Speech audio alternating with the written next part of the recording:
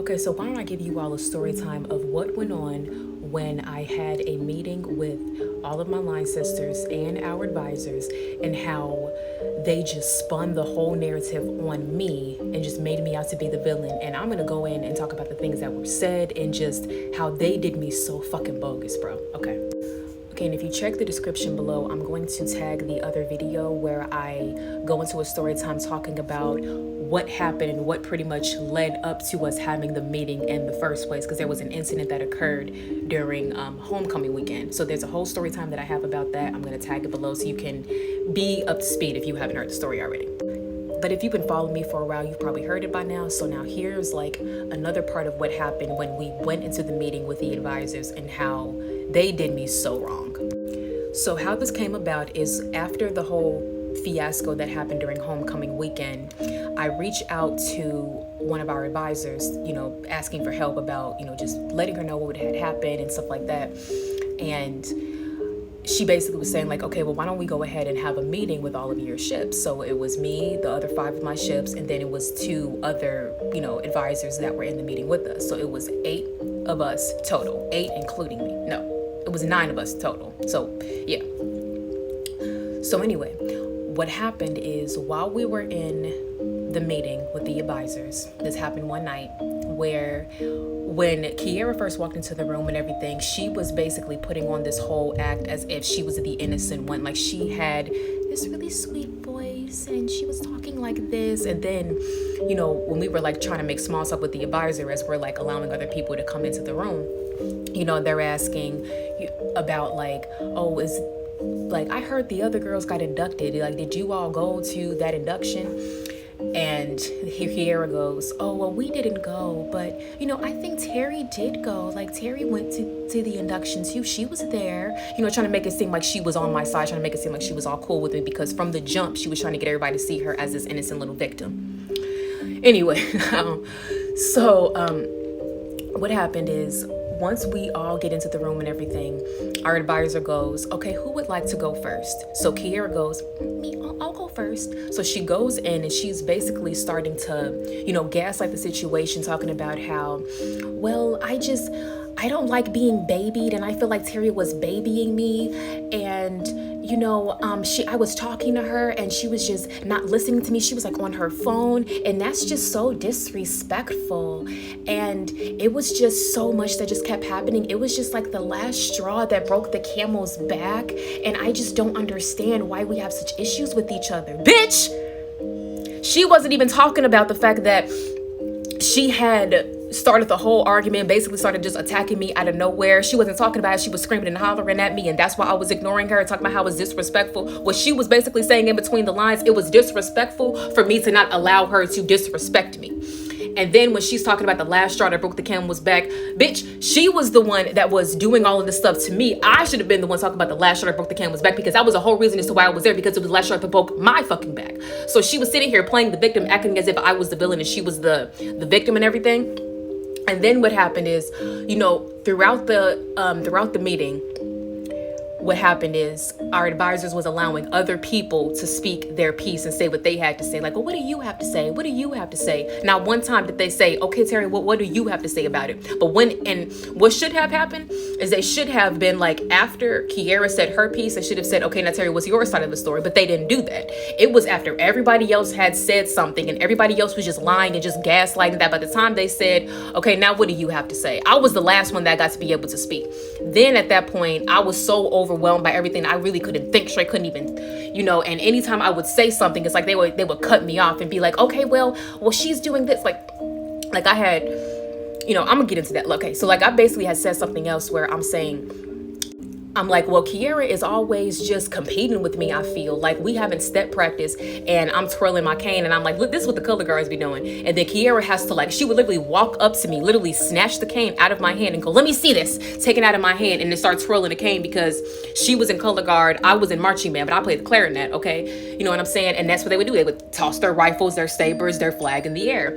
So basically Kiera had cut me off and was like, oh no, because she was competing with me. Like, why would I sit up there and say, oh, look Nikki, this is what the clarinets do. Beep, beep, beep, beep, beep, beep, beep. And everybody started laughing and when she was joking about it and stuff like that. But nobody was being able to see that she was the one that was so bothered by me. And she had to come over here and just start antagonizing me for no fucking reason. Because if she was not worried about me, if I'm just sitting here minding my business, twirling the cane around, playing around, she wouldn't have been bothered by it. But the fact that she had to come over and snatch it out of my hand and everything, but because she didn't want to be deemed as the villain in that situation, she had to instantly turn it back on me and cut me off and wouldn't let me finish my piece.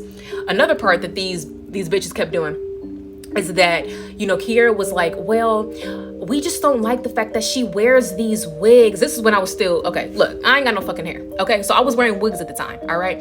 And she was like, well, Terry, she just wears these wigs and we just don't understand why she has to wear her wigs. And then our Captain Leah was like, well, she wears her wigs because she's insecure about her hair and we're just telling her she needs to just wear her hair and stop wearing those wigs. And the advisors was like, okay, well, what's wrong with the wigs? And the wigs there. And Kiera was like, well, it's ugly. Her wigs are just so ugly and we just don't understand why she wears it. All she has to do is just get some bundles and put a wig together and do all of that kind of stuff. And then one advisor was like, well, how do y'all know how much money she got? What if she can't afford to get that right now? Because I didn't. I was a broke ass fucking college student, bro.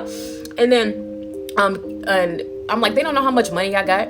And then Kiera was like, yes, we do. I'm like, girl, don't delude yourself. You do not know what I have in my pocket. Stop pocket watching me, bitch. And then another thing that happened is that Kiera lied and would say, and other Greeks come up to us and talk about Terry's wig and everything like that. First of all, that's a fucking lie, because Kiera was like one of the lamest ass people on that fucking chapter, on the whole yard and the whole Greek world. So like nobody ever talked to her. Nobody ever really talked to her at all. Nobody was really cool with her. Now it'll be different if somebody else like my other line sister like Jen or Leah or Arashay, because those was the cool ones. Those was the ones that was cool with other, frats and stuff like that. It'll be different if they said one of those things. But the lame ass girl, Kiera, girl, don't delude yourself. Who actually talks to you? Who actually wants to talk to you? UGLYS. Who actually wants to talk to you, bro? Anyway, so they're sitting here just making all of these just excuses as to like they were dancing around the subject. Like we're basically trying to talk about how these bitches did me, how Kiera was being a bully, she was abusing me, and how everybody else was being bystanders and didn't do anything to stop it. They didn't do nothing. But if I were to say the slightest thing wrong to Kiera, everybody jumping down my throat. But this bitch can sit up here and talk all of this shit to me and no one bats an eye. Everyone just laughs about it. Like Leah was laughing, everybody, like Jennifer was ignoring it and everything. And it's like the whole thing about the wig. Why were they so bent on what I did with my hair, with my head? And if they actually cared about me, they would have asked, why did you chop off your hair? Because when we had crossed, I still had my hair. We crossed and our Sigmaversary is March 10th, 2017, okay? By August 8th, 2017, I did the big chopped off all of my hair because I have traction alopecia. And if they would have actually cared about me and wanted to hear my story about why I had to cut my hair to begin with, then they would have found out about it. They would have known that I'm here because I have to be, because I have patches in my hair. You can't really, like right here, you know what I'm saying? This is what alopecia looks like, bro. And I haven't shaved my head in a few days. But they want to sit up here and go like, oh, well, she's so insecure. She wears these wigs. Why are y'all so worried about what I do on my head? Why are y'all so bent? Why is it such a big issue for you? And then here's one of the advisors treated the fuck out of all of them. One of the advisors was like, okay, y'all talking all of this stuff about her hair and everything like that, but I'm looking at every single last one of y'all hairs, and y'all hair ain't popping. Y'all hair ain't hot shit either. Y'all hair ain't looking cute. I'm kind of saying verbatim what she said, but y'all hair ain't popping either. So why y'all sitting here talking some shit about her? Why don't y'all fix your own damn hair before y'all talk about her? All of them bitches was like a deer in the fucking headlights. They couldn't say anything because they knew they were wrong. So basically they danced around the subject. They beat around the bush, didn't really address what was really happening. And then they brought up stuff about like, well, these people talk about like people talk about your wigs. And then Leah, our captain, was like, yeah, but you go and hang with the rest of the chapter and they come to us and dog you, like talking shit about you and everything. And what blew me the most is like these bitches eventually started bullying me to my face in front of them, and the advisors didn't really do much shit about it. They didn't really do much. And it's unfortunate some of those advisors got karma because of that, because then when I dropped out of the drop out of the chapter and drop out of school and everything, Kiara was being batshit crazy to everybody else. So they had to go to higher ups, to go to the syntactes and everybody and of Sigma, and they had a whole meeting. And then those same bitches turned on the advisor. So they kind of had to see what it felt like. But me and that advisor, we actually had a conversation. She apologized to me. We made amends. I've forgiven her and all of that kind of stuff. We cool now. Thank you. I got the apology that I needed from her. But yeah, it was just bullshit, bro. Like when you around some hating ass bitches, bro,